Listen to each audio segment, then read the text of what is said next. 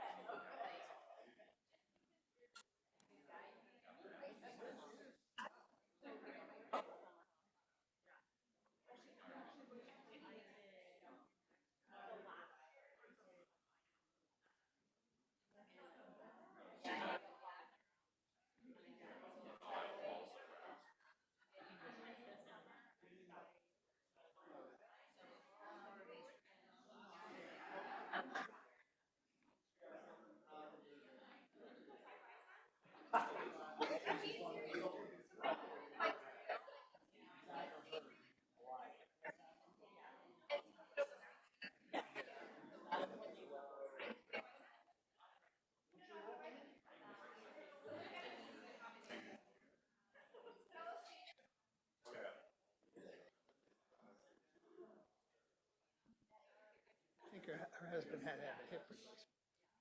Now he's got to get the other. Okay, I'd like to call to order the Wednesday, July 9th Board of Trustees regular meeting of the Yosemite Community College District to order. Zoom meeting access will be provided to the public only if remote attendance by a trustee under AB 2449 is approved by the board in item 2.3 of this agenda.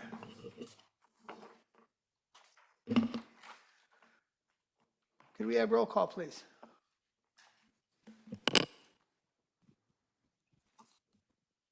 Trustee Aguilar. Here. Trustee Beggs. Here. Trustee Davis. Present. Trustee Garrett. Here. Trustee Vice President Nicolau. Yes, here. And Board President Richards. Here. Quorum is established. Do we have trustee Hinton? She is. I Perfect. do see her on now. Okay, now we're going to deal with virtual participation. The recommended action is that the board approves the governing body board members' request for participation on the board meeting virtually or remotely, citing the quote "just clause" or quote "emergency circumstances" provision of AB 2449, specifying circumstances relating to the qualified reason, or approves the governing board member remote attendance as a reasonable accommodation under ADA using 2449. Trustee Hinton made the request to attend the board meeting remotely as reasonable accommodation under AB 2449. She is currently in the hospital and wishes to participate online. Trustee Hinton, I have a few questions for you. If you could, Oh, I have to do the board first? Okay, could I have a motion to approve her participation virtually? So moved. Trustee Nicolau, we have a second. Second. Second, trustee Beggs. Please call the roll.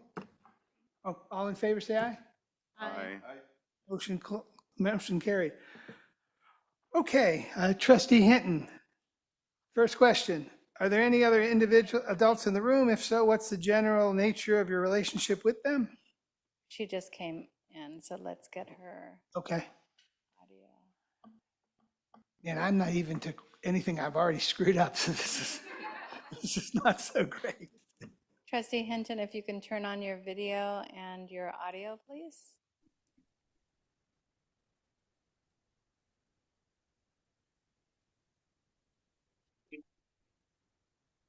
Here she is. Okay, I'm here. Yeah, I have to ask you a few questions. Are there any other adults in the room with you? If so, who is in the what is your general nature of the relationship with them? One of the nurses is here right now, and then the patient who's 90, 89, and is asleep right now. Very good. Okay, you're approved to participate. You're looking better. Glad you're joining us. Now we're up to 2.4, statements of conflict. Any statements of conflict by anybody? Looking left, looking right. Don't see any. Now we have public comment. Is anyone wishing to comment now? Please. Brother Transformer. No, that's mistake. All right, all right. Good afternoon, Chancellor Tran, President Richards, and the Board of Trustees. I'm here with one simple request, that in your closed session today, you authorize the district's negotiations team to do whatever possible at next Wednesday's mediation session between YCCD and YFA to close the gap that divides both sides and settle our current negotiations.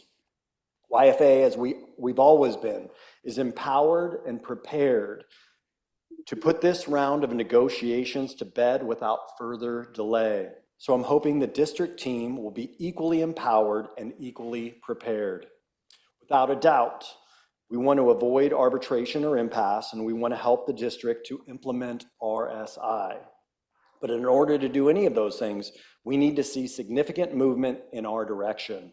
After all, RSI is not the simple, easy fix that the district team has suggested. It's a significant change in terms of training. It's a significant change in terms of modifying an entire semester's worth of content and how faculty provide feedback. And it's a change in terms of evaluating faculty when they were not otherwise contractually obligated to be evaluated. In other words, this is a big, big ask that warrants commensurate compensation from the district. So I'll repeat my request that in your closed session today, you authorize the district's negotiations team to do whatever possible at next Wednesday's mediation session between YCCD and YFA to close the gap that divides both sides and settle our current negotiations. Thank you. Thank you. Is there any other public comment? Next speaker form, Danelle Oliver.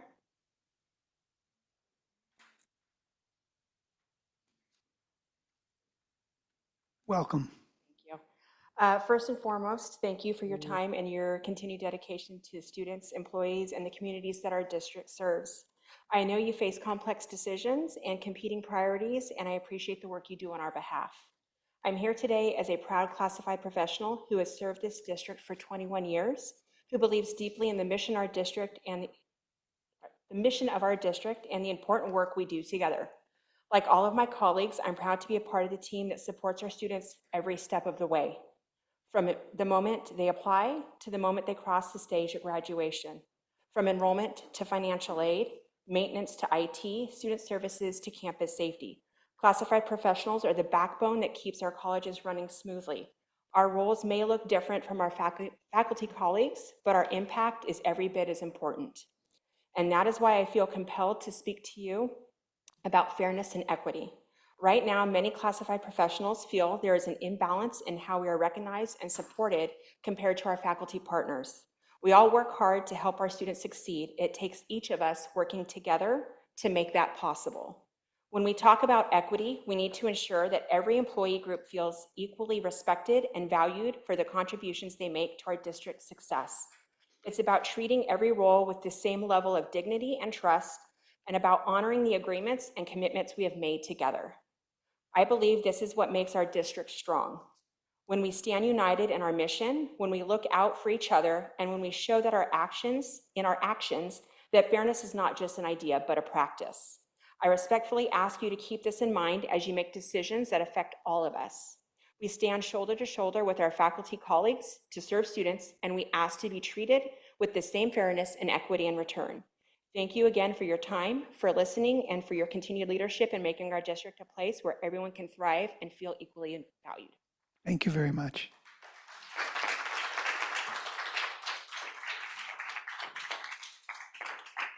Anyone else? Tracy Gilman?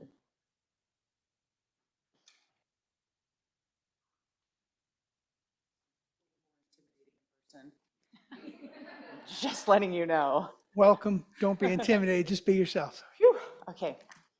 Thank you, members of the board, for allowing me to speak to you today. My name is Tracy Gilman, and I have been a classified employee for almost 11 years now. My current position is in the financial aid department as an accounting analyst on West Campus. I come to you today not just to tell you how much I love my job, though I do, and not simply to ask you to consider how cost of living adjustments impact us, though they do. I am here because I want you to see us today. Every day, my colleagues and I come to work with one mission: to help our students reach their educational goals. We work tirelessly behind the scenes to get everyone taken care of. And when I say everyone, I mean the thousands of students who rely on us for their support. They need to stay in school, to graduate, and to change their lives. In the financial aid department alone, at MJC, we are a dedicated team of 16 professionals. Last year, we assisted 7,392 students in person at our front counter, helping them complete their FAFSA, their CADA applications, collecting documents, explaining the process, answering questions, and calming their fears. We processed 24,091 FAFSA applications, 431 regular CADA applications, and 61 mixed family CADA applications. We reviewed and processed 2,000 financial aid appeals, each one a student needing another chance to keep moving forward. We've completed 4,380 ID verifications to help protect against fraud. We also participated in 50 outreach events, meeting students and their families to help them see college was possible. We award and pay over 20 different grants all year long. Here are some of the outcomes of that hard work. Federal Pell Grant, we paid out $37,307,094.92 to 7,812 students. State funding, which includes our completion grant for students that are full-time, we processed $12,355,575 to 3,376 students. These numbers represent real people, just like we are real people. We are a huge part of this college, and we are relevant. We deserve to be seen, to be respected, and valued with the same compassion we give to our students every single day. Thank you for your time and seeing us today. See, that was easy. You did great.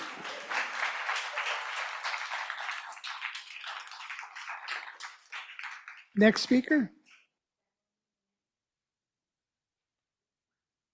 Jacqueline Winnett. Winget. Winget. Thank you, She sorry. is a J. Greeting board members and Chancellor Tran. I am speaking to you not only as a dedicated employee and the YCCD Classified Employee of the Year, but I am also a proud alumnus who has experienced firsthand the value and impact of this institution from both sides. My continued commitment to the college is rooted in deep respect for its mission and the community we serve. Over the last decade, I have worked diligently in my role, striving to support our students, faculty, and administration. Despite rising costs in housing, healthcare, transportation, and everyday necessities, the cost of living adjustments provided to staff have not kept pace with inflation. This widening gap places a growing strain on many of us who remain committed to this institution but struggle to maintain financial stability. A fair and transparent COLA increase is not just a matter of financial equity, it is a statement about how the college values its employees. Without meaningful adjustments, the real wages of staff continue to erode year after year, undermining morale and ultimately our ability to retain experienced and passionate employees. As someone who has made Modesto Junior College my home of loyalty and my loyalty and belief in its mission, I urge you to consider the long-term impact of this situation. Investing in your workforce is investing in the strength and future of the college itself. I respectfully ask the board to reflect on the current economic reality and honor the contributions of the people who keep this institution running day after day. Thank you so much. Thank you. Next speaker? Michael Klein.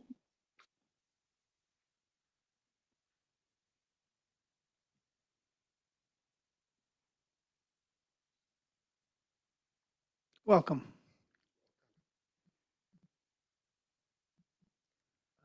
Hello to the board, to the other members of administration, to all my fellow classified members. Thank you for having me. Thank you for letting me speak today. My name is Michael Klein. I'm a system programming and administrator in IT under Joe Macklin. My start at MJC was back in 1998, but it was really 15 years later where it began. I came back to kind of needed to reinvent myself, and this place gave me that. It's the ACT program. I got an opportunity, and while I was really just here to get the paper, get the credentials, and go find a new career out in the world, I fell in love with this place. Like, I just wanted to be here. The way people gave me a second shot, I wanted to be part of that for other people. I wanted to be part of it for people starting out. Maybe they could make better choices than I made when I was 18. And I just, I found every excuse to stay. I turned down other opportunities.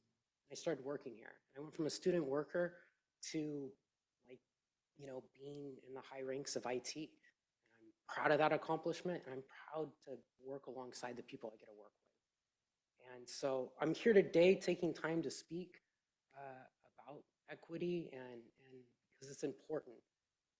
Where I want to be is back in my cubicle. It sounds sad, but I want to be back there working. I want to be back supporting. There's a list of things that I need to do that I want to do to support the people that support the students, that support this place, just like you all support it and have chosen to take time and run for these positions to be part of this. And that's really what I see with my fellow classified. That's the attitude, that's the spirit we have that kind of gives us that common bond. We just really enjoy what we do and the service that we bring to this community.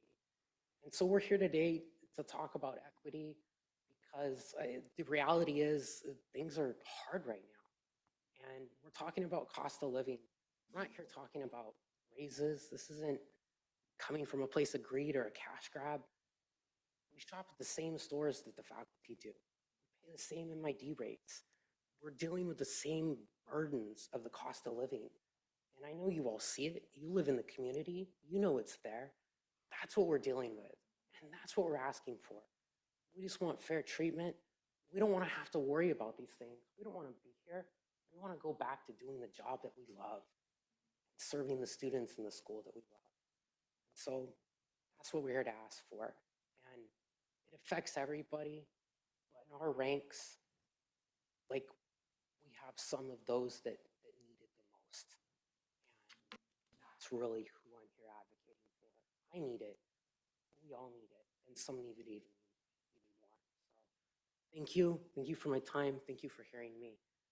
And Thank you very much.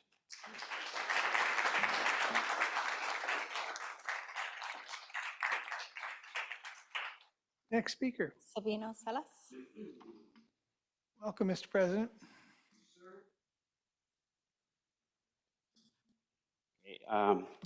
Good afternoon, Madam Chancellor Tran, President Richards, and ladies and gentlemen trustees in general constituency. Oh, I have a part that I'm going to read, and the other one that I'm just going to. So, my name is Sabino Salas, and I work for the IT Media Department.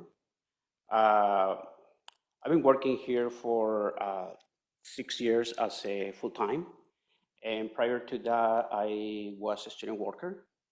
I work as student workers for the tech services.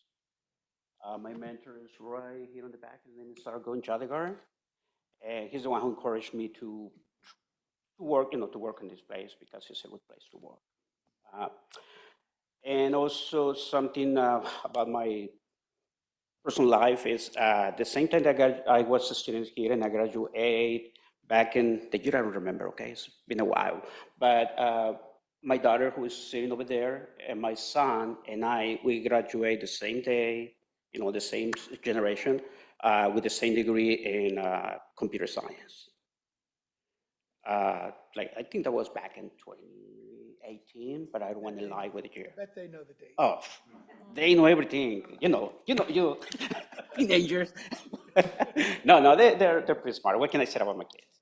Anyway, so what I want to speak this afternoon is not about being just the president of the CSCA chapter for 20. It's about my personal, not struggles, but my personal challenge every day as a citizen and as a worker at Central Service, at Yosemite Community College District. Again, I have a full-time job, which really, is being very hard to financially survive. And I know it's not your fault. I choose my career to make my living. And by default, I'm making the money that I'm making. And when I took the position, I accept with those numbers. So I'm not trying to say that I'm for me or nothing like that. In order to do, to actually make my living, I had to work 2 part-time jobs at this point. So I'm doing 2 part-times. I'm doing the union president position, and plus my full-time at Central Services with IT Media.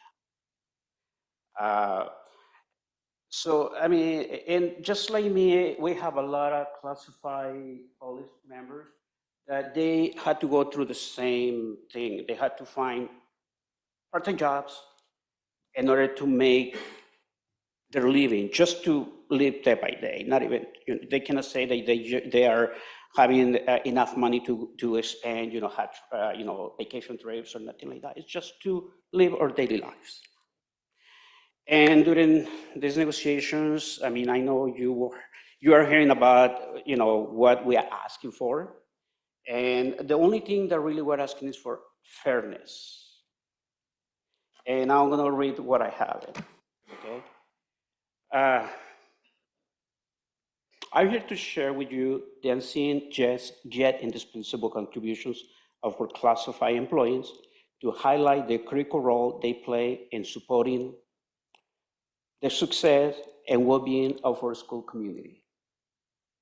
Each classified employee is unique and vital part of our educational environment, playing a role that is indispensable for ensuring safety and maintaining clean, welcoming facilities to preparing nutritious meals, It's okay. managing clerical responsibilities, supporting instructions, and fostering a positive atmosphere.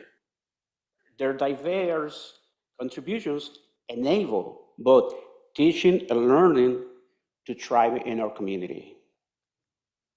Their work, often behind the scenes, is the very fabric that holds our school community together. The impact of this classified professional is not only evident, but it's also tangible in every classroom, hallway, and the school office. Without their support, the daily operation of our school would not be possible. And just going to add something right there. I mean, we are the backbone as well as our leadership, our faculty. We'll have vital roles in the district, and everybody is important in order to be able to run the daily business. So I'm not saying that we only classify are the ones who rock it here, okay? Their professionalism, commitment, and care make them an essential part of the educational team. And their influence is felt in every corner of our institutions. I encourage the board to continue recognizing the value of classified employees, not just in words, but in policies such as fair compensation and benefits, priorities like professional development opportunities, and decisions that affirm their significance in our district mission. Your acknowledgement and support in these areas will not only validate their hard work, but also inspire them to continue their invaluable service. Thank you for your time and consideration. We appreciate the dedication and commitment that you bring to your roles. Your work for the education community at Central Services, Columbia College, and Modesto Junior College make things happen every day, regardless. And we be sure that everything stays open, regardless. Open to support the visitors and the people that is around here, the students who comes on the weekends or whatever, regardless if it's on or off day. We have somebody from Classified in campus taking care of that, especially our security department who is there to be sure that everybody stays safe. And that's all for right now. I appreciate your time, everyone. Thank you. I'm sure your children are proud of you. Next. Tiffany Versola. Hello. There. Afternoon. My name is Tiffany Versola, so good afternoon, President Richards, Chancellor Tran, and members of the board. Some of you are familiar faces. But I have served in a classified role here at the district for nearly 20 years. I know it's hard to believe. I look like I'm 35. Started when you're 16. I get it. Okay, Yeah, that's good. I know.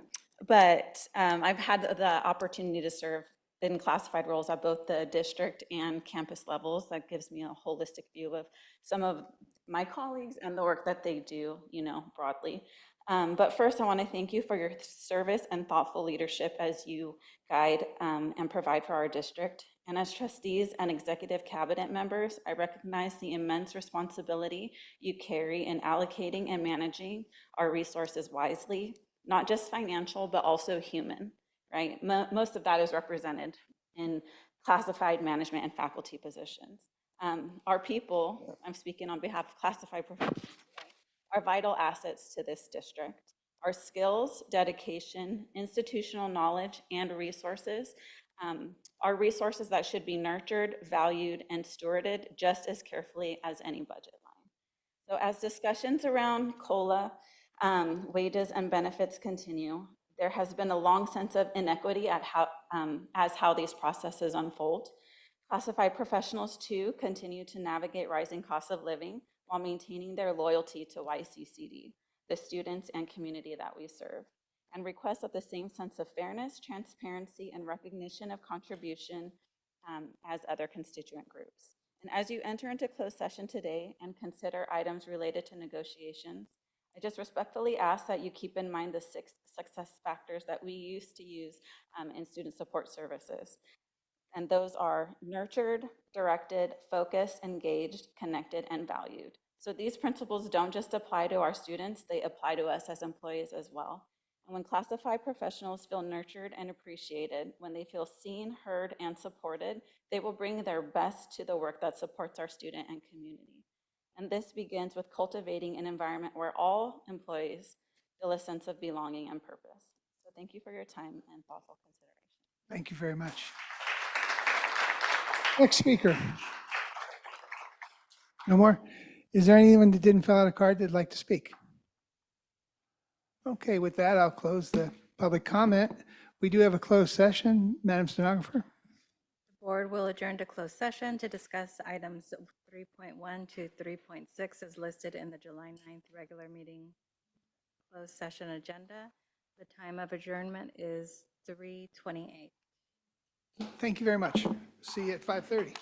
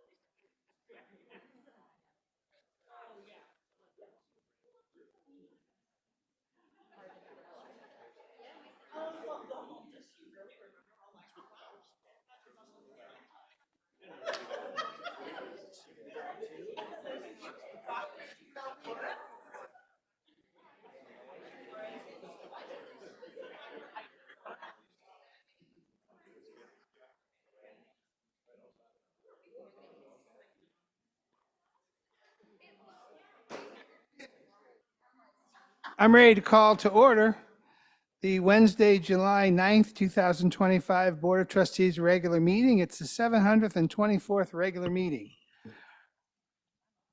Trustee Aguilar, could you lead us in the pledge, please?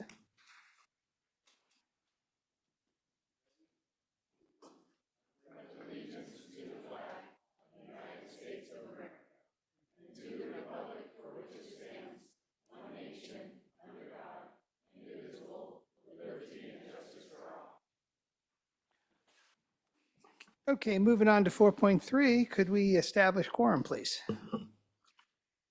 Student trustee-elect Matthew Gutierrez. By the way, welcome.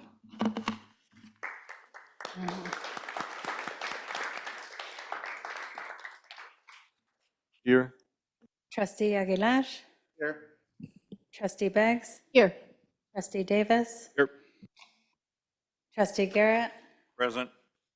For the record, Trustee Hinton is making her way into the Zoom meeting. Vice President Nicolau. Here. And Board President Richards, Here. or is established. Okay, the next, we do have a report out of closed session for item 3.3. In closed session, the board took action to approve a resignation and release agreement. The vote was unanimous. Moving on to a fun thing, 4.5, swearing in a new student trustee. All right, could I have Matthew please stand up, please, and repeat after me? If you can please raise your right hand and repeat after me. You turn when your mic on? Yeah, there we go. By the way, it took me 10 meetings to figure that out, so. no. Good, okay. I, Matthew Gutierrez, okay, go ahead. I, Matthew Gutierrez, Do solemnly swear do solemnly swear that I will support and defend that I will support and defend the Constitution of the United States the Constitution of the United States and the Constitution of the State of California and the Constitution of the State of California against all enemies, against all enemies, foreign and domestic, foreign and domestic, and that I will bear true faith that I will bear true faith and allegiance to and alliance to the Constitution of the United States the Constitution of the United States and the Constitution of the State of California, and the Constitution of the State of California, that I take this obligation freely that I take this obligation freely without any mental reservation without any mental reservation or purpose of evasion, or purpose of evasion, and that I will that I will well and faithfully well and faithfully discharge the duties discharge the duties upon which I'm about to enter. on which I am about to enter. I now officially declare you student trustee of the Yosemite Community College District 4. Congratulations.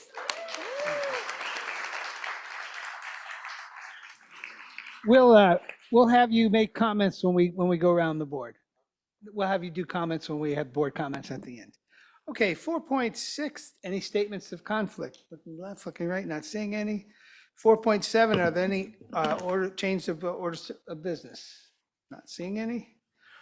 Okay, at this time, I'm going to open the public comment period. I'll remind everybody that you're limited to 4 minutes. Please keep it, use the word clean and nice, and don't yell at us or throw things at, well, I guess you can yell, just don't throw things at us. First speaker, please. Laura Hurst, and just for the record, Trustee Hinton is now in the meeting room. Thank you.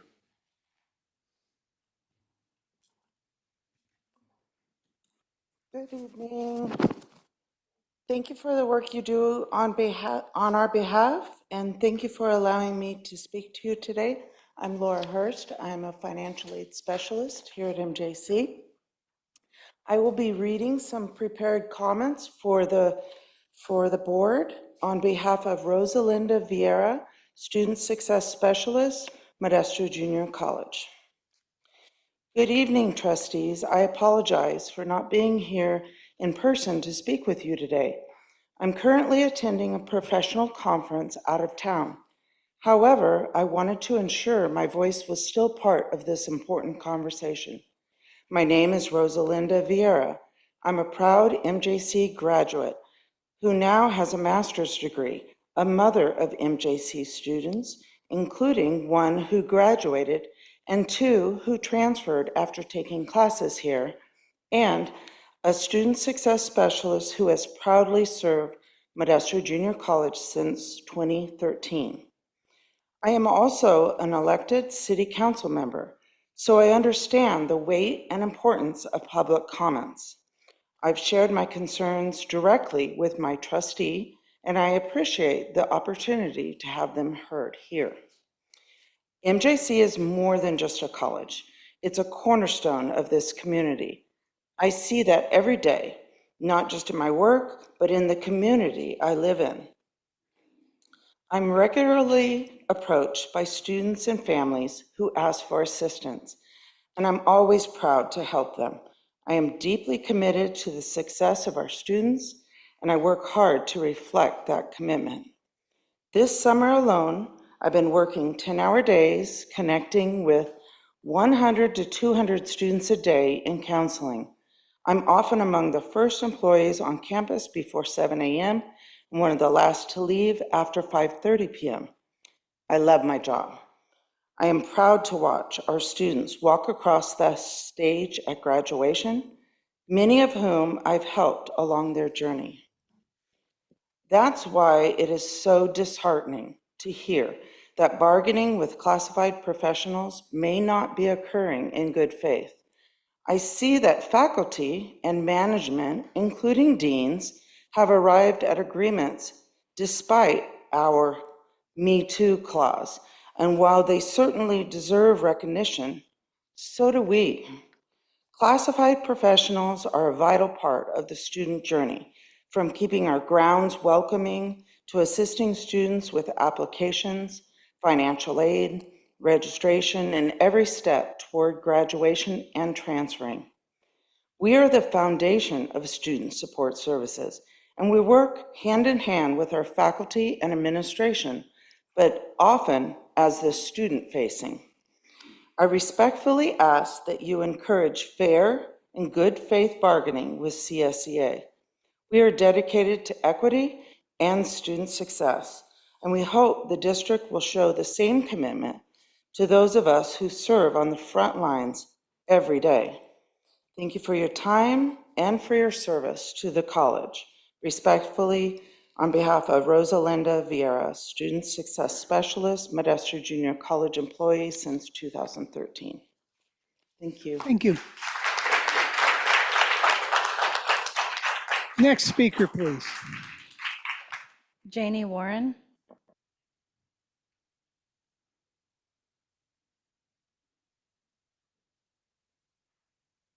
Welcome. Thank you. I'm just going to first say it's been about 20 years since I've spoken in front of people, so bear with me. I will try to not be, too fast or any of those. Just relax, you'll be fine.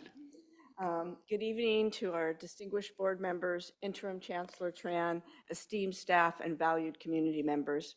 My name is Janie Warren, and I've proudly dedicated the majority of the past 13 years to serving the Yosemite Community College District community through campus safety, supporting both Modesto Junior College and Columbia College.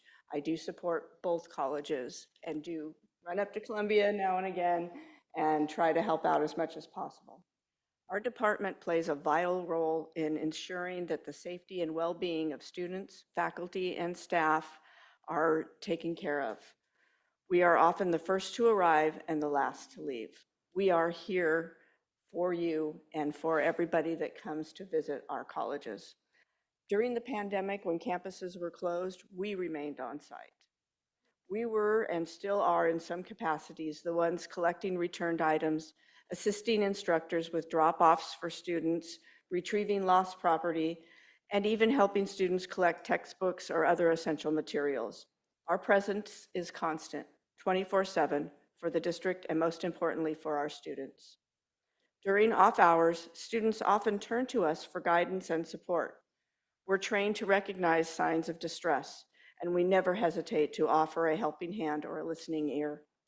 I've had students return to the office just to thank us for being there, for caring, and for helping them feel seen and supported.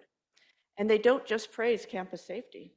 They recognize our colleagues across all the campus, counseling, IT, the transfer center, and countless others who go above and beyond every single day. Classified professionals are the backbone of student support and campus operations. We assist with everything from setting up classroom technology to guiding lost students, from coordinating emergency services to maintaining facilities, often on short notice and without hesitation. We are deeply involved in all initiatives, such as the Caring Campus Initiative, not because we are asked, but because we do truly care. When YCCD is recognized for growth in enrollment, student achievement, workforce development, or innovative new programs, it is because all of us, including classified staff, have worked hard to make it happen. Yet, despite our proven value, we too often feel overlooked and underappreciated. We are not seeking special treatment, only fairness, respect, and equity. It's disheartening to be treated as less than when we continuously demonstrate our commitment and our excellence. We've shown up, we've supported our students, we've contributed to every success this district celebrates. Now it's your turn to show up for us. We ask that you acknowledge the contributions of classified staff, not just with words, but with actions that reflect equity, dignity, and respect. Thank you. Thank you. Next speaker, please.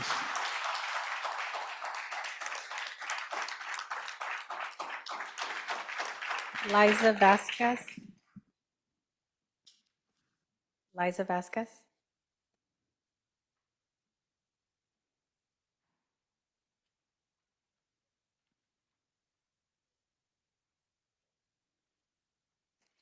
Good evening, trustees, chancellor. My name is Liza Vasquez, and I've proudly served as a classified professional at MJC for the past 9 years. From the day I started, my colleagues spoke highly of this institution, how much they loved working here, and the pride they took in serving their students. That's something I've seen proven true every single day since. Classified professionals are the backbone of this college. We support students before they ever step into the classroom. We're there in the classroom, and we continue that support outside of it. We answer their questions, help them find their path, and guide them when they feel lost. I personally work with students in our fire science and EMS programs, and it brings me so much pride to help them decide whether to become EMTs or firefighters to serve our community in life-saving ways. We do this work because we care. We care about our students, our programs, and this college. And we often go above and beyond, not because it's required, but because it's who we are. That's just what classified professionals do. But there's a harsh reality that many of us are facing. We're struggling. Too many of us are working second jobs, using credit cards to get by, and simply just can't make ends meet. We shouldn't have to beg for a fair raise year after year. It's discouraging, especially after watching the board honor an 8.7 salary increase for faculty, but hesitate to do the same for us, even though it was negotiated. We're not asking for much or more than we deserve. We're asking for equity and for recognition of the hard work we contribute every single day. So I implore you to please reconsider. Thank you. Thank you. Next speaker. No more. Is there anyone that didn't fill out a card that would like to come up and speak? Okay, I'll close the public hearing. Moving on, now we go to the consent items. Consent items are 5.1 through 5.8. My first question is, does anyone from the public want to pull any consent items? Seeing none. Any trustee want to pull any consent items? I'd like to pull 5.6, please. That's your personnel thing, correct? No, that'll be separate. Okay. So do we pull that? Is that a different one? Pulled for separate vote and discussion, or just discussion? Okay, separate vote. Okay, so with that, I need a motion to approve items 5.1 through 5.8 with removing 5.6, although we're supposed to do that first, aren't we? I mean, the one we remove, we vote first, or it doesn't matter? It doesn't Okay. matter. So could I have a motion to approve 5.1 through 5.6? Or 5.8, not So with, we can do, I'll make a motion that we approve the consent with the exception of 5.6. correct. Do I have a second? Second. Second. Is that a roll call? Yes. Please call the roll.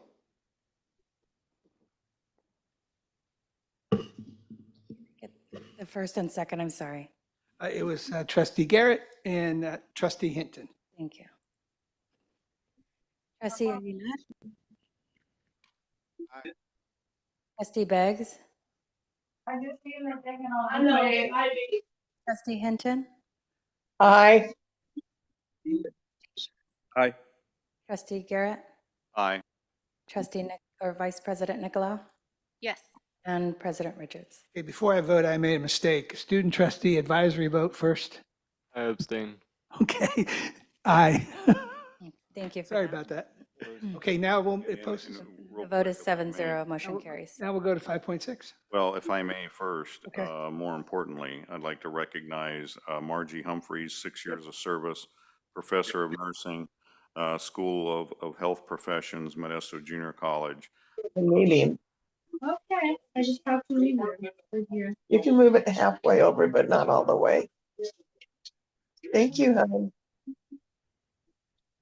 So I'd like to recognize Margie for her years of service, and particularly in the field that she chose to serve, professor of nursing. As we all saw in the pandemic, we relied heavily on our public health professionals, and we wouldn't have those in the community if it wasn't for people like Margie who have stepped up to the plate to teach others and carry on in that very important field of nursing. So I want to commend her for her service to MJC and to the community, and wish her well in retirement. So thank you. Is that all of them? That's all on that one. Okay, now let's go to 5.6. Which administrator? I just want to, I have no intention of holding up this item. I just want to make a comment that, there's an item on here that was not, my understanding was not part of the original cyclical review, and that's for the Associate Vice Chancellor of Human Resource. This is no comment on the individual in that assignment, but I just think it's unfair, given the fact that we're in the middle of the negotiations with two bargaining units, to be including things like this and not have a fully transparent process. So I will still support the item, but I want to make those comments and feel that the process was not handled accordingly, in my opinion. I'm just one vote, but I don't want to hold it up for the remainder of the people that are on that list. Thank you. Is there a motion to approve? Motion to approve. Trustee second. I second the motion. Please call the roll. Trustee Garrett? Wait. Student advisory vote. I abstain. Trustee Garrett? Aye. Trustee Hinton?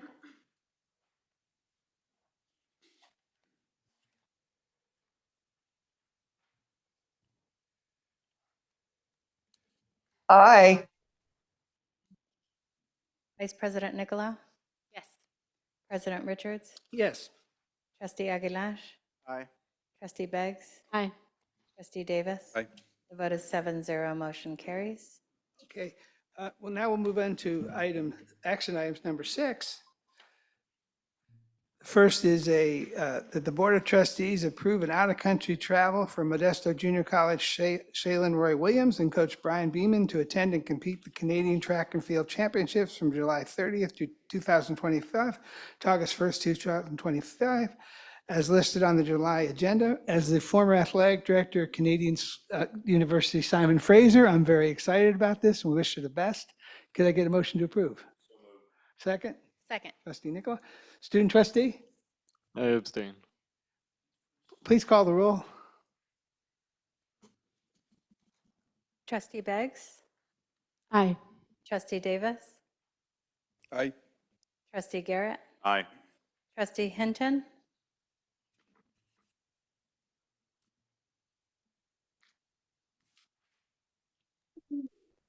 Aye. Vice President Nicolau? Yes. President Richards? Yes. Trustee Aguilar? Aye. The vote is unanimous, motion carries. Okay, item 6 is the approval of the employment contract for the interim president of Columbia College. By law, there's some stuff I have to read, so please bear with me. The next item on the agenda is a discussion and possible approval of an employment agreement for interim president of Columbia College, Chad Redwing.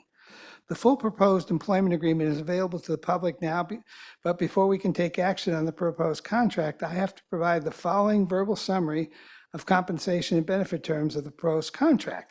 Number one, the employment agreement would be in effect from July 10th, 2025 through June 30th, 2026, with the potential for a one-year extension. The interim president's salary would be prorated at $246,292, paid in 12 monthly installments. The interim president shall have 17 paid holidays with the same vacation and sick leave provided to other management team employees. The interim president shall receive health, dental, and vision insurance as provided to other leadership team employees. The interim president shall receive income protection insurance. The interim president shall receive a $50,000 life insurance policy. The interim president may receive a laptop computer, personal digital assistant, wireless email device, and/or cellular phone paid for at district expense.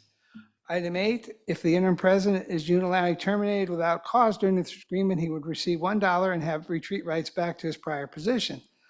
This concludes the summary of the employment agreement. We will now discuss and consider approval of the agreement. I'm going to open public comment. Does anyone from the public have anything to say about this item? Seeing none, bring it back to the trustees.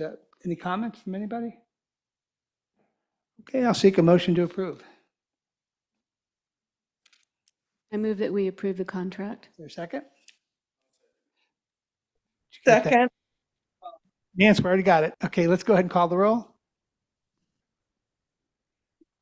Trustee Davis? Wait, Oh, student trustee. I'm going to get it right once. I abstain. Trustee Davis? Aye. Trustee Garrett? No. Trustee Hinton?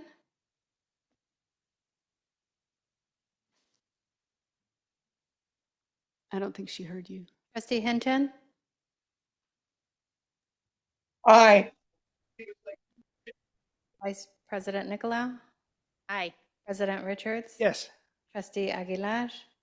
Aye. And Trustee Beggs? Aye. The vote is 6 in favor, 1 opposed. Motion carries. Okay, 6.3 is the Board of Trustees approve the employment contract for the Associate Vice Chancellor of Human Resources. And as was the other one, I have to read this. The next item on the agenda is discussion and possible approval of an employment agreement for Associate Vice Chancellor of Human Resources, Catherine Pritchard. The full proposed employment agreement is available to the public now before we can take action on the proposed contract. I am required to provide the following verbal summary of the compensation and benefit terms of the proposed agreement. The employment agreement would be in effect from July 1, 2025 through June 30th, 2027. The Associate Vice Chancellor's salary will be $220,417 paid annually in 12 monthly installments. The Associate Chancellor will also receive a loyalty bonus of $5,000 at the completion of her 2-year term. The Associate Vice Chancellor shall receive health and dental and vision insurance as provided to other leadership team employees. The Associate Vice Chancellor shall receive income protection insurance. The Associate Vice Chancellor shall receive a $50,000 life insurance policy. The Associate Vice Chancellor shall receive a longevity pay as provided to other leadership team employees. The Associate Vice Chancellor shall receive sick, vacation, and holiday pay as provided to other leadership team employees. If the Associate Vice Chancellor of Human Resources is unilaterally terminated without cause during this agreement, she would receive the amount remaining on the agreement not to exceed 6 months of pay. This concludes the summary of the employment agreement. We will now discuss and consider approval of the agreement. Any public comment? Please come up. Just curious, is there a written change in the job duties for this position? Because that's a big jump in salary, especially when I see all my classified peers behind me who are fighting for pay. It's a huge jump. So I just want to know what the difference is Sure. in the salary. Sure. Any other public comment or questions? Yes, please come up. To make a comment to clarify what you said, Trustee Garrett. That position was actually part of the regular review. It just then went to a executive position during that classification. So it was not done out of cycle. Thank you. There was some change to it. That's what happens during the reclass. Thank you. Would you answer the No, we question? don't always respond to No, we the questions. No, please. There was definitely an adjustment to the duties, which more align with what once was Vice Chancellor of Human Resources. And so there has been some change in the assigned duties. Any comment from trustees? Just one comment. This is a high-profile position in the district. When you have the title of vice, when chancellor is in the title, it's high profile. And I prefer that in those instances, there be a full process for the hiring. Thank you. Okay, do I have a motion to approve? A second?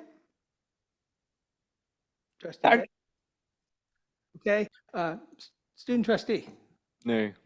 please call the roll.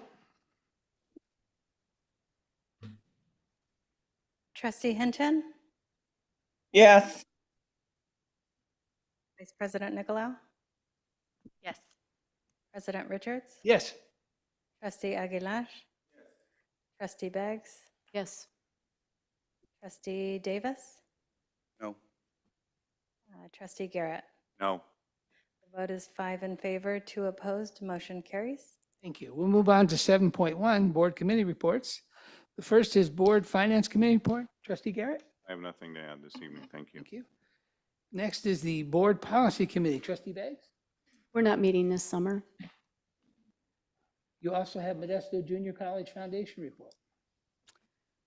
Yes, they alternate every other month between the full board and the executive board. The executive board met this month, so I was not there. But she did tell me that they're moving forward with a Pepsi grant that will be 50 scholarships at $2,000 each. And those are for industrial technology, agriculture, and I have no idea how to pronounce this, mechatronics. That's it for now. Oh, and they're also working to streamline some platforms and programs in order to unify processes between the two colleges. So that's what they're working on. Vice Chancellor Stewart, do we have a pouring contract with is that part of why they're doing this, or they're just doing this? You mentioned 50 at 2,000 each. Scholarships at $2,000. That's a lot. Normally, it's not that much, but Pepsi does have an annual contribution to each college, which can benefit their foundations. Thank you. Old athletic directors never die. We just have to go with those things. Okay, moving on. Trustee Davis, do you have a Columbia College Foundation report?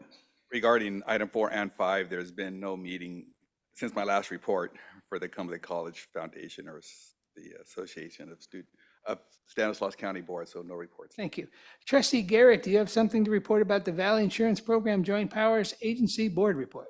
I do not. Thank you very much. Okay, now we'll move on to the reports and information. The first is the Academic Senate Activity Reports, and I'm pleased that Professor Andal has made the trip down. Welcome. Good evening, trustees and Chancellor Tran. You might remember my May report was a little lengthy. I'm committed to a concise report tonight, no more than 30 minutes. Yeah.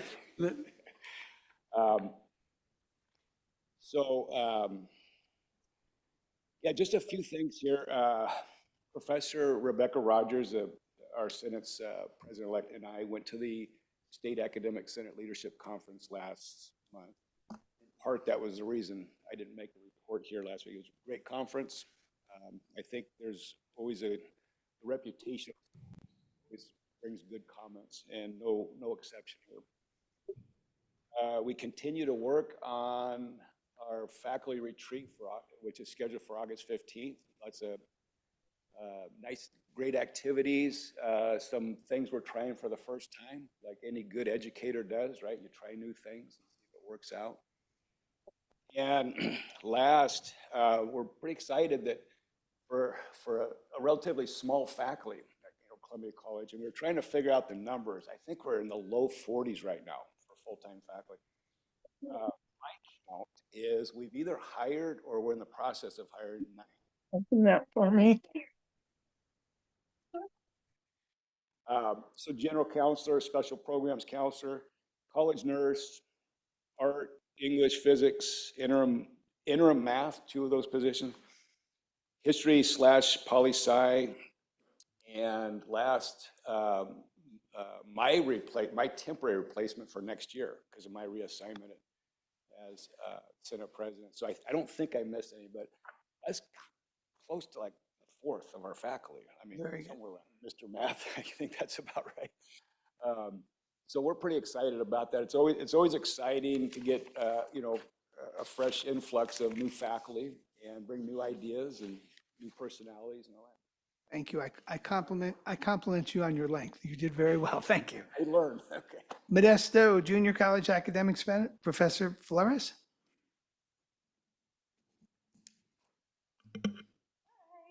Welcome back. Thank you. Short and sweet tonight. I got some really great feedback from faculty, seeing that the board decided to put the pride flag on the main flagpole. Our students were particularly happy to see that happen, especially knowing that our scholarship ceremony for our LGBTQ scholars was happening around the same time. So to see that flag on the flagpole meant a lot to faculty and to students. So I'm glad that their stories were heard and the community was heard and you responded appropriately. Appreciate your comments, Trustee Garrett. That was really meaningful. I also I'm getting ready for new faculty to come on board. We don't have as many as Columbia College hired, but we do have strong new faculty coming in, so I'm excited to welcome them. We are going to bring back new faculty Fridays, so we are going to have the cohort of non-tenured faculty come together the first Friday of every month and do some professional development, build community, and just make sure that they feel that sense of belonging as faculty at MJC. I also want to reiterate that the Academic Senate of MJC extends an invitation to any trustee who would like to join Academic Senate meetings anytime. It's an open invitation.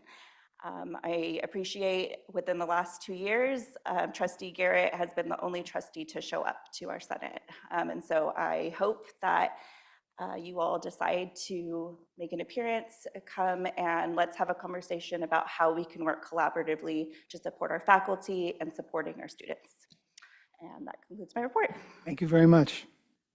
Next, the Leadership Team Advisory Council, Samantha McCarthy.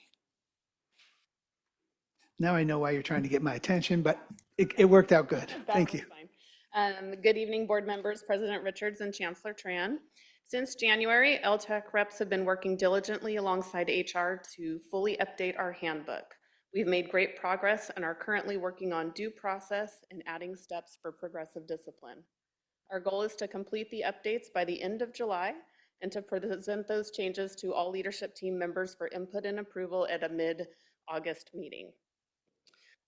As we saw, years 4 and 5 of the district-initiated classification review have been completed and were on the agenda. We appreciate the work that Trevor Stewart, Lucy Munoz, and the rest of the HR team put into this review. After a meet and confer, LTAC has signed an MOU for a 2.3% COLA and fully paid district benefits. We thank you. And leadership team members at Columbia College, Central Services, and MJC are working hard this summer to complete projects so that our campuses are ready for students and faculty to return in the fall. This concludes the LTAC report. Thank you. Thank you very much. Moving on to the Classified Senate Activity Reports, Columbia College Classified Senate President Glenn Machovinsky. Did I kill it? Did I ruin the name? Not here? Okay. Oh, optimism, I skipped you. Yeah. Is it because I called you the transfer? It's all right. It's all right. Optimism one here. Good evening, Chancellor Tran, President Richards, and the Board of Trustees. I'd first like to congratulate Catherine Pritchard. Where'd you go? You're over there now? All right, cool. And Chad Red Wing on their promotions. I've enjoyed a great working relationship with Catherine in my recent years of YFA leadership. And I've known Chad since we both got hired in the same class in 2005. It's been really fun to watch him take on all these important roles. And I think he's going to be great as a replacement for Dr. Tran up at Columbia College. I also want to acknowledge Matthew. As the new student trustee, the ASMJC and the ASCC in total are impressive forces, and Matthew will be an excellent representative for his group, I'm sure. As for YFA leadership, starting this fall, we have added Lori Marchi, a faculty member from the Ag Department, to our executive team. We, like you, want as many constituency groups to be represented on our team as possible. We know how valuable ag is to our community and our school, and so she's going to provide a lot of great insight for us and representation. Our next goal is to get someone from CTE, Tony, involved on our executive team, so stay tuned for that. Finally, I hope you had a successful and productive closed session. I hope you were able to give the district's negotiations team the authority to fairly compensate the CSEA for their integral work that keeps our institution running smoothly. And I hope you empowered the district team to conclude this round of negotiations with YFA next week. It was the district team, after all, that suggested mediation, so it stands to reason that they would be willing to move in our direction as much as we're willing to move in theirs. Next month, I would love to report on the successful launch of RSI training, implementation, and evaluation, but we need the board to agree to terms that are fair to all of us. Thanks. Thank you. Next, Amanda Cannon, Modesto Junior College Classified Senate. Who was the first one at the meeting? I just wanted to report that. You're welcome. Good evening, Board of Trustees, Chancellor Tran, and Matthew. Congratulations. Good evening. 2 weeks ago, 20 classified Senate professionals from Modesto Junior College's Classified Senate traveled to Sacramento to attend the California Community College's Classified Senate Leadership Institute. I really worked on that because that was really hard to say. Thank you. This marked our largest delegation yet from MJC, contributing to a record-breaking 300 classified professionals from across the state at this meeting. One of the most powerful moments came during the closing session when delegates from every classified Senate in California unanimously passed a resolution calling for the inclusion of classified Senate representation in Title V. This historic vote represents a meaningful advancement in amplifying the classified voice within governance structures and advancing equity throughout the system. It was really cool. We were honored to spend 2 full hours with Chancellor Sonia Christian. She had an interesting perspective on classified employees, and she spent 2 hours with a question and answer session where she just let us have a microphone and she answered her questions, and it was really impactful and it was really empowering. Her thoughtful engagement affirmed the value of classified professionals and offered actionable insights to support student success and institutional improvement. For many of our attendees, this was their first opportunity to do professional development. Classified don't always get professional development opportunities. Their enthusiasm, fresh perspectives, and meaningful participation made a lasting impact, not only at the event, but as they returned energized and ready to lead. At MJC, our professional growth ripples outward. It benefits our students, our colleagues, and the broader community with every skill developed and every insight gained. Our continued growth makes the entire district stronger. Several attendees shared their experiences and key takeaways during our Classified Senate meeting on July 2nd, helping ensure that what we learned at CLI was actively shared back with our constituency and applied across our campus. Their reflections sparked thoughtful discussions and reinforced the importance of investing in leadership opportunities for classified professionals. Looking ahead, the Classified Senate Executive Board is exploring ways to integrate leadership development into professional learning, including mentorship opportunities and expanded internal leadership roles to support sustained growth. On behalf of the Classified Senate, we extend our sincere gratitude to the MJC leadership team for your steadfast support for classified professionals, not only in our daily work, but in our development as leaders, partners, and contributors to shared governance. Thank you for investing in our growth and for ensuring that our voices are heard. Have a great evening. Thank you. Moving on to the Student Senate Activity Reports, Associate Students of Columbia College, Sampson Jenner. Not here, okay. And from MJC, Javier Hernandez Loza. No, you're coming. You're coming. That's all right. Your children are here. I can't forget you. That would be very disrespectful. As a matter of fact, you're up now. Not because you mentioned it, but because you're on the list. Please come up here. That he would be the California School Employees Association, Sabino Salas. Okay, veremos again. One item that we had to report is the state conference for CCA, which is going to be on the week of the, start on the week of the 20th, Sunday, and it will run through the Friday, whatever it is the Friday, I don't remember right now, 26, something like that. We have our delegates already selected, which are going to go to the conference. Okay. And well, so anyway, good afternoon, Madam Chancellor Tran, President Richards, and ladies and gentlemen, trustees and general constituency, again. Why is it so important to recognize the classified professional members in our school district? Recognizing classified employees in Yosemite Community College District is not just a nice gesture. It is a vital part of building a thriving, respectful, and effective educational environment. And it is why they keep the schools running smoothly. Behind the scenes heroes, custodians, mechanics, landscapers, HVAC technicians, security officers, technology technicians, secretaries, food service workers, library and instructional aides, all perform critical tasks that ensure our school operate every single day. Unseen, not unimportant. Their contributions may not always be in the spotlight. But without them, the school could not function 100%. They support student success, direct impact on the students' success. Many classified staff work closely with the students, providing guidance, care, and support, especially those with special needs or in challenging circumstances. Creating safe environment and welcoming spaces. Their presence helps foster the kind of school climate where the students feel supported and ready to learn. Recognition builds morale and belonging. Feeling seen and valued, acknowledging their hard work boosts morale and reminds them their efforts do matter. Retention and motivation.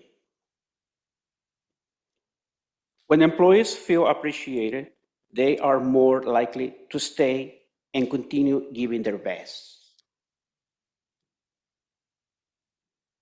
They are part of the educational team,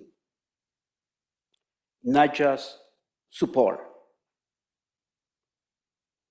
Every role matters, and recognizing classified employees emphasizes that education is a team effort. Equity and appreciation. Everyone deserves respect and recognition, regardless of their job title.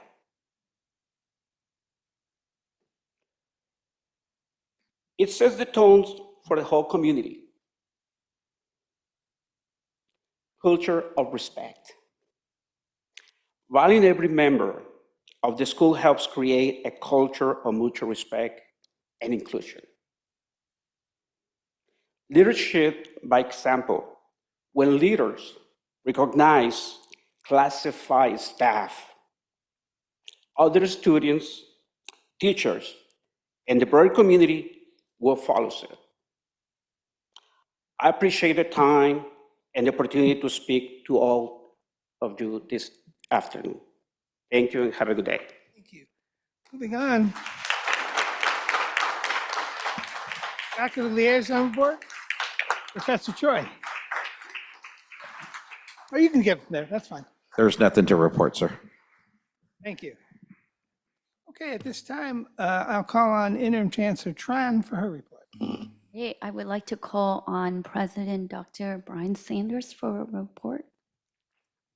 Good evening, Dr. Tran and trustees. I'd like to focus my comments tonight on two areas of excellence with our students, agriculture and athletics. So first of all, you heard about our agriculture students who had won a championship in Ohio, I think it was, and they got invited to Scotland.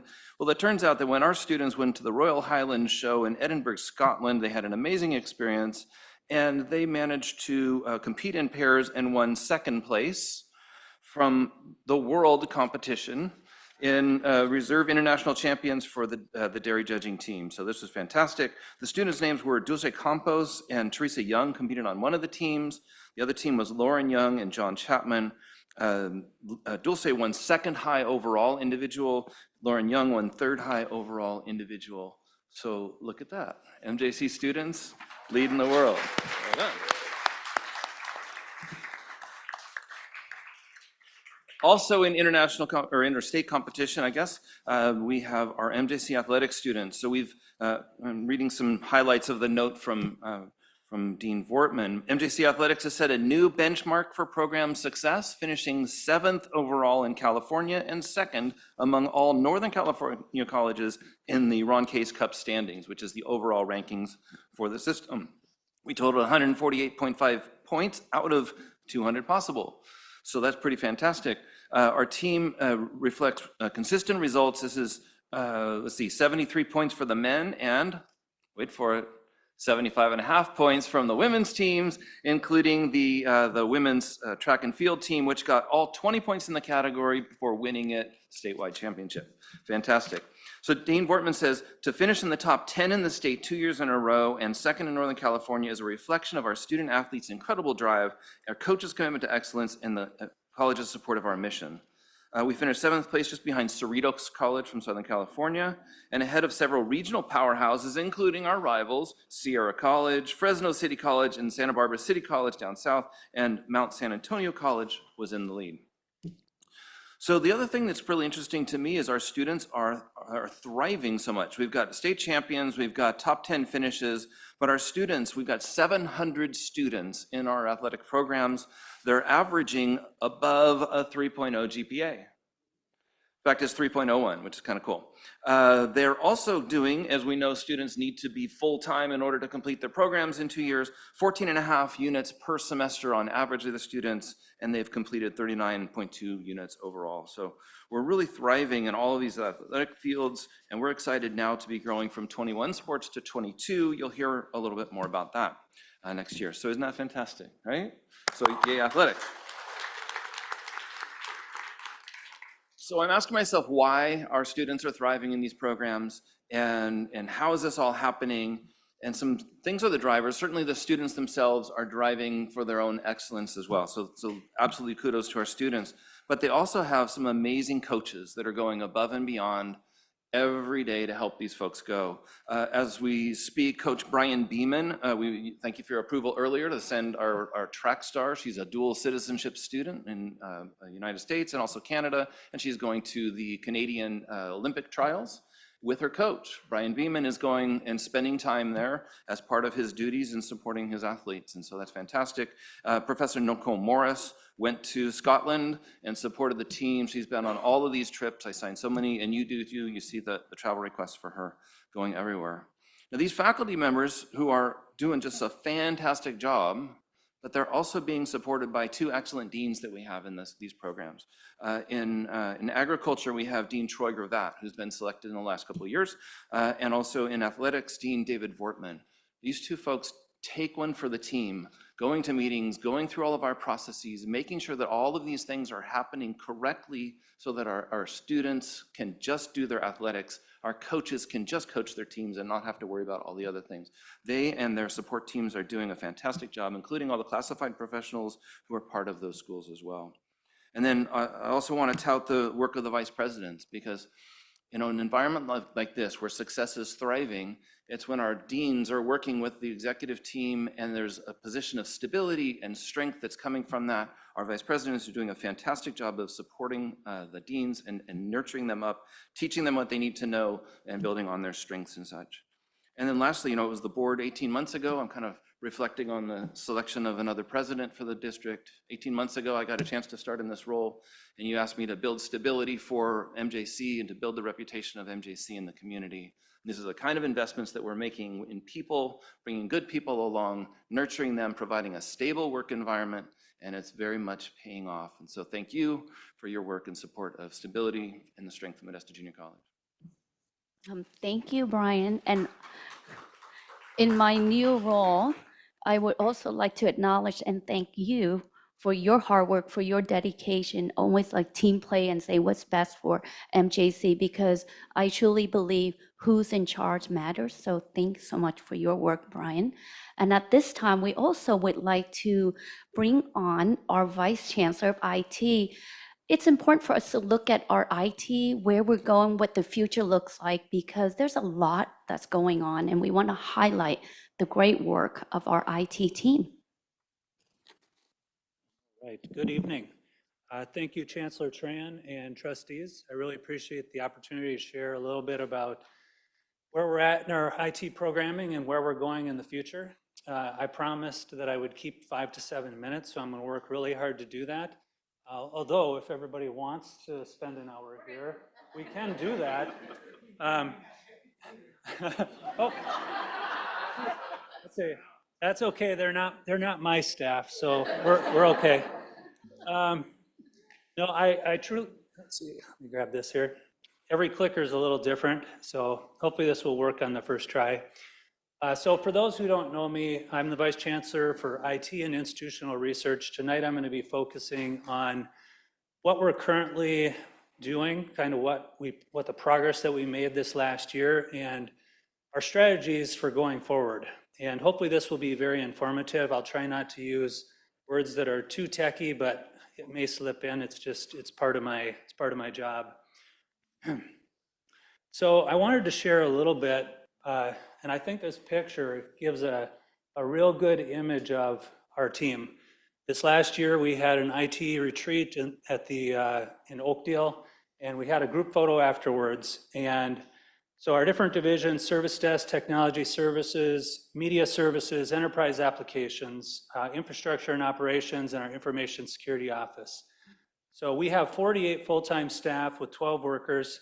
And I thought you might find it very interesting that we have 25 former graduates who are part of our team, 20 former student workers, and the total years of service is 566 years with an average of 12 years of service. And so if I have any of our IT staff here, I'd like you to stand up, and if the overflow room has anybody, just come to the door.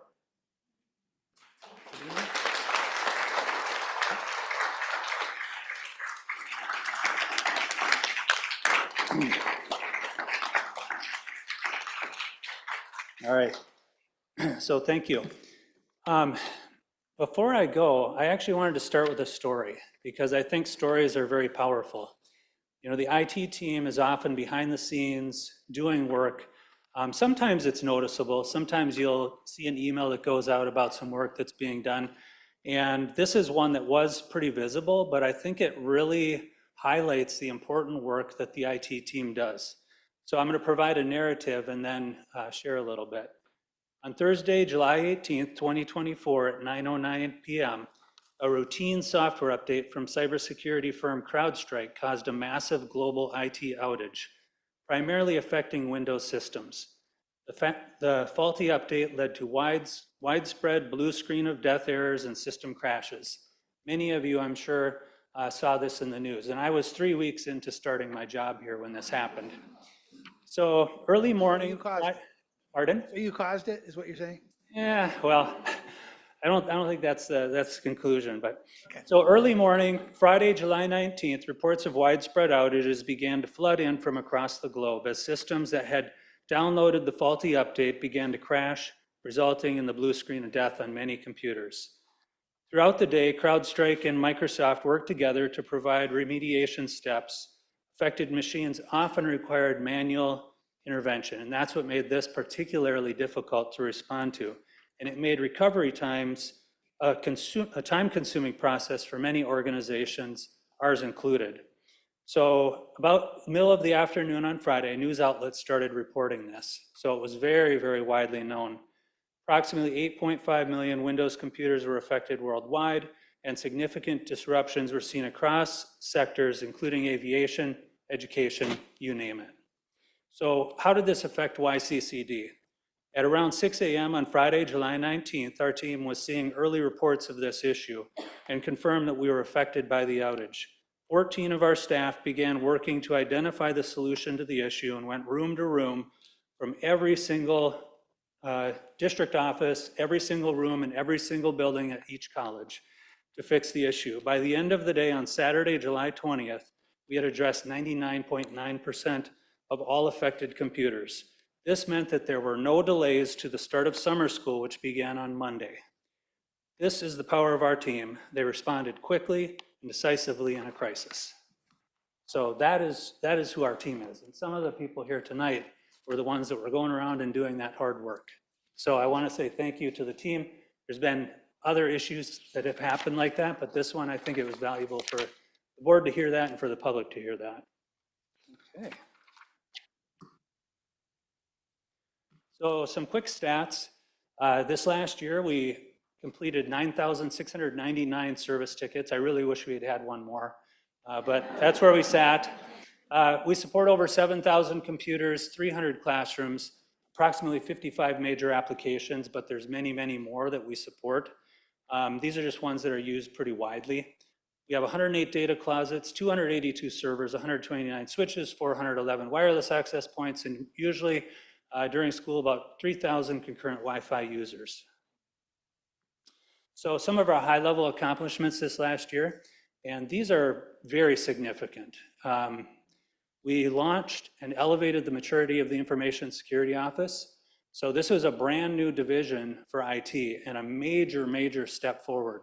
Typically, for a new information security division, it is the most difficult to start up. It takes about 5 years to get to full maturity. So we're 1 year in. I'm looking forward to the next 4 years. We also relaunched the District Technology Advisory Committee. There was definitely a request from the board and the chancellor at the time. That had not met since 2018. This last year, we met 4 times. And we have a subcommittee, an AI task force that has already been working on gathering information. Some of you probably saw the survey that went out. So we've got some good feedback from the district, from each of the colleges to help us move on to our next steps. We also instituted a technology assessment form, which allows us to do a pre-assessment before requisitions are put into the system, whether it be hardware or software, to make sure that it's been evaluated, assessed. We worked very closely with the purchasing department to make this happen. It's also a compliance requirement as well for us. We enhanced physical security and surveillance for the data centers. This was very important because some of the technologies that were used there were very outdated. We installed new cameras, alarm systems, and sensors to make sure that we could detect if systems were overheating and a lot of the issues that can possibly happen there. So that at both of our data centers has been completed. We also implemented comprehensive change control. This is a very important process that technology teams have to do. Each week the team meets, there's a change advisory board within IT, and we evaluate changes, and then the group has to approve it. Part of that is making sure a security assessment was done before we make any changes. Was there a communication plan that needed to happen? Did we send any information out to the appropriate stakeholders? So that creates trust within the organization, and it makes sure that we don't make mistakes. And then the final one is we developed a formal process improvement plan, our process improvement process. And for those who, I know it's a little bit of a funky way to say it, but we actually have a very formal process for process improvements. We evaluate them each year, and then we determine which processes we're going to work on and make better. So our individual division accomplishments, you'll see that I did add the service desk tickets closed out here and also the physical security upgrades. I won't touch on all of these, but I will note that we implemented the e-transcript for CVC. CVC is the California Virtual Campus. And so as of this year, I think the presidents can speak to this, but we are now officially considered a teaching college, right? That's the term. So that means that other students can take classes from us, and there's a universal format for sending that information then to participating organizations. 21 of the 23 CSUs are participating in that. CSU Stanislaus is one that doesn't, but I know it's a conversation that they've had. So it's an opportunity. We can receive credits, but we can also send credits that way as well. So even though it was a relatively small product or project, it was one that's very valuable for our students. And that's going to give us an opportunity to grow that much easier. I think from an infrastructure standpoint, we upgraded our core network and we also replaced all of our storage and compute. So that's a big deal. For the next 5 years at least, we have current modern hardware supporting our critical systems. So I'll leave it at that. So our goals, every year I always have lead operational excellence. So every division is responsible for at least 5 significant new projects or process improvements. We also obviously need to continue developing a cybersecurity awareness culture. You know, this last year, we had a cybersecurity awareness campaign that was bigger and better than before. This next year is going to be even better. That happens in October. We also have an ongoing phishing campaign that we do so we can make sure people get better at being aware of phishing. And we also now have required trainings through our risk management office, which are required for our certifications as well. And then finally, of course, we want to make sure that we're upskilling our staff in our area. I know before I arrived here, there was not a lot of professional development that was happening, and that was really significant feedback that I received. So finally, our strategies. This coming year, we need to develop an AI strategy. I attended an EDUCAUSE AI Summit on deploying AI throughout your organization, and it was fantastic. So there's a lot of pieces to that, but 4 of them that I just wanted to share here. Of course, we're going to be developing some policy and some guardrails around the use of AI. Privacy and security, of course, is also very important. There's going to have to be professional development. And the good news is the Chancellor's Office, we believe in the middle of the month here, is going to be making an announcement about some tools that are going to be made available to the chancellors or to the community colleges in California. And I will also comment that there is now a contract where we will be able to implement a product called LightLeap.ai, which is going to help us combat fraud in applications. And it's $3,000 per campus, so we'll find the $6,000 for that. All right, and then our cloud strategy. I'm not going to touch on that a lot, but you can't talk about cloud strategy without talking about the importance of business continuity and disaster recovery. Those are going to be some focus this year. And then finally, we're going to continue working on our long-range infrastructure strategy. Okay. Thank you.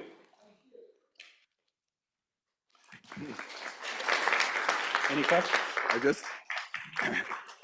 Thank you for your report. Just so thankful that you and your staff are here on board at work. I know this is 24/7, 365. You guys are at it. And after your report tonight, I even feel that we're a little more protected. I thought, thank you. You're welcome.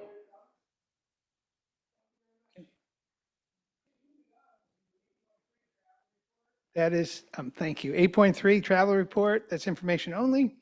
Now moving on to 9. Are there any requests for future board items? Looking left, right? Yes. So I'd like us to be educated on what it means to confer the status of emeritus to someone who's retired, and maybe as we learn that would be something we'd consider for Professor Young. So This will probably shock you, but I've already taken steps on that, and there's a draft policy that doesn't shock me. Trustee Beggs and Kim are running through the policy committee, so Giselle and people can have a look at it, and we should have something coming, but that's a very good suggestion. Thank you. Any others? Trustee Garrett? No, I have nothing. Okay. Just comments, but we'll get to that. Now moving on, board comments. Let's start off with our new student trustee. Congratulations. We're glad you're here. I appreciate you abstaining, but I'm ready for you to vote next time on all these items that you want to. We want to hear your input. I know it was your first time. I appreciate your cautiousness, but we want to hear from you. Please.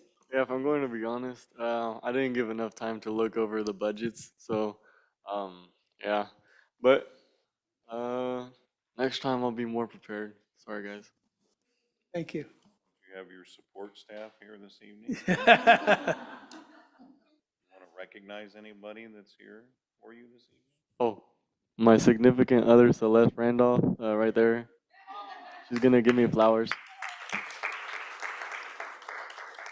You'll learn that recognition is very important as you get a little bit older. Step 1. And then step 2, Gustavo Castrejon right there. Hey, welcome back. And yeah, thank you for all the shout outs from Optimus and Giselle and Amanda. Thank you. Okay, moving on. Trustee Beggs, please. Anything? I don't have anything major except that I want to welcome Chad Redwing and welcome Catherine as the new Associate Vice Chancellor. And I just wish both of them the very best in their new roles. Thank you. Trustee Davis. Trustee Aguilar. Trustee Garrett. I just want to, first of all, thank the warm welcome from everybody at the July 4th parade.